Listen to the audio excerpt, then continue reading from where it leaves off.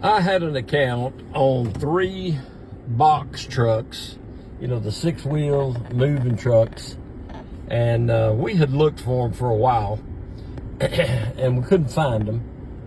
We had looked, and the skip tracers had worked. Well, they finally found them, and they thought that they might be operating out of this business here, and this is on Wholesale Avenue in North Huntsville. So I came up here one night, and this is this story goes along with the chapter Rockets in the Night, because we didn't know what the guy was doing or what he was hauling with those trucks. All we knew was he had missed his lease payments, and he was behind, and had been hiding and avoiding the finance company.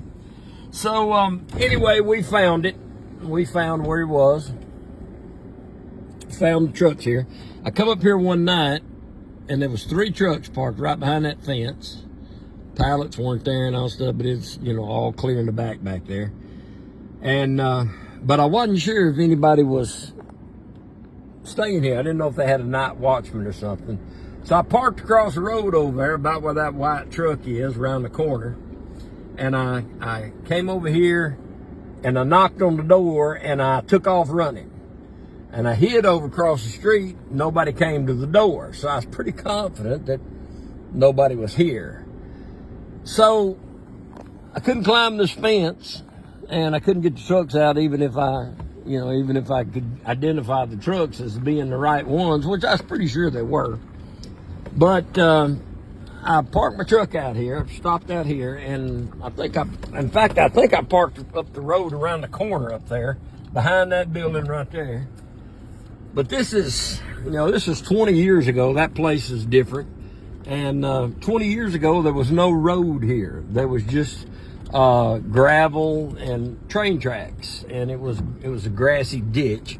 And so I walked. And we had the keys to these trucks. That was the good thing about it, is we had the keys, and so if I could find them and get them out, why, you could drive them out. So I came down here, and this was just a grassy ditch at the time, but I walked down the railroad tracks and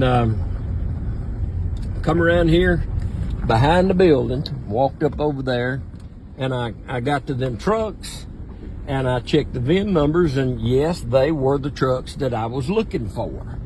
And so, hey, this is great, but now how am I going to get these trucks out of here?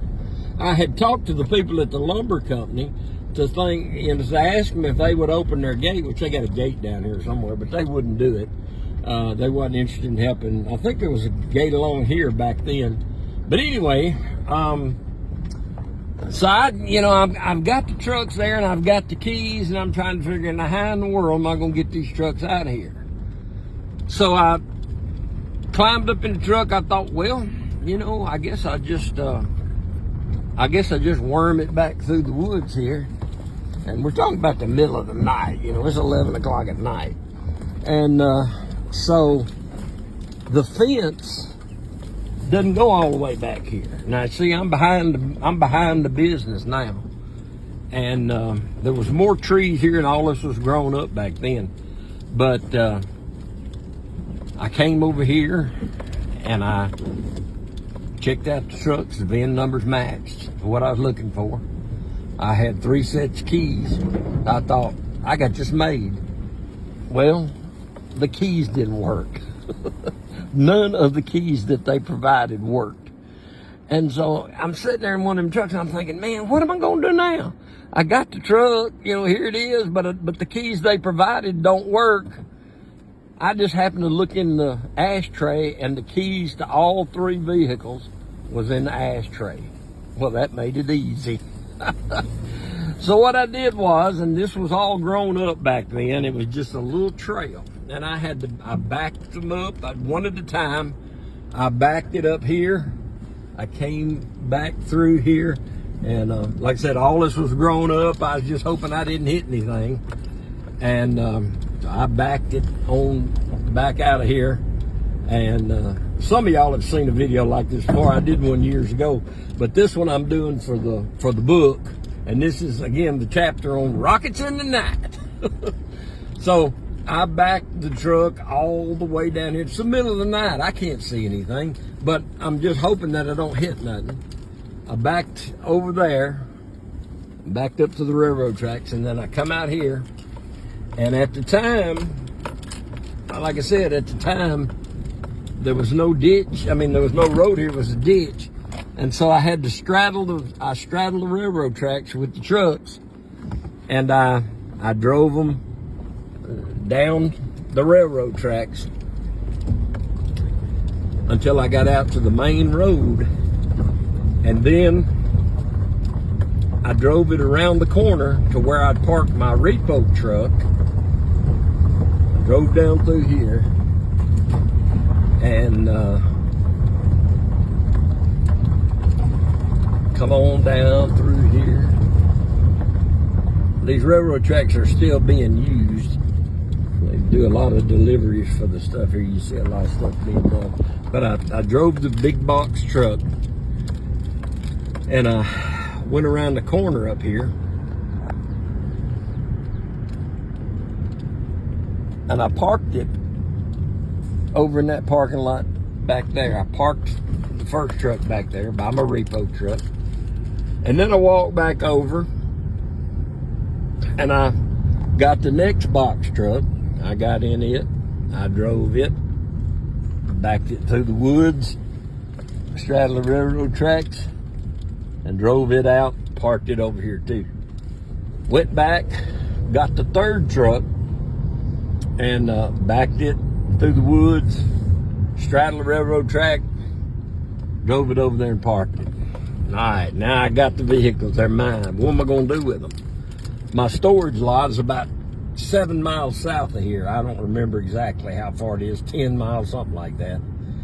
And so what I had to do, I drove one of the box trucks down to South Parkway and I put it to bed in my storage lot.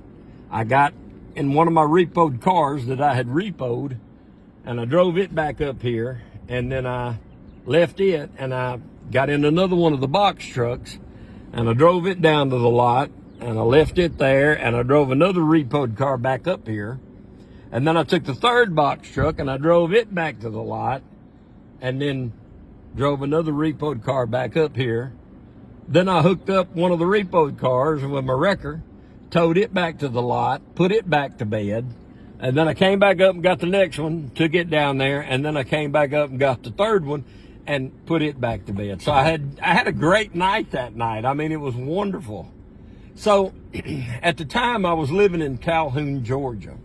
And so I had been over here for a couple of days. I used to come over and work a couple of days here and sleep at the locksmith shop, and then I'd go home for a night, and then I'd come back for another day or two, and then I'd spend the weekend at home. Well, I had done a good thing. I picked up 3 big vehicles that night and spent half the night, most of the night doing it, because I had to drive the trucks down there and then drive the cars back and then tow the cars back. So I went home.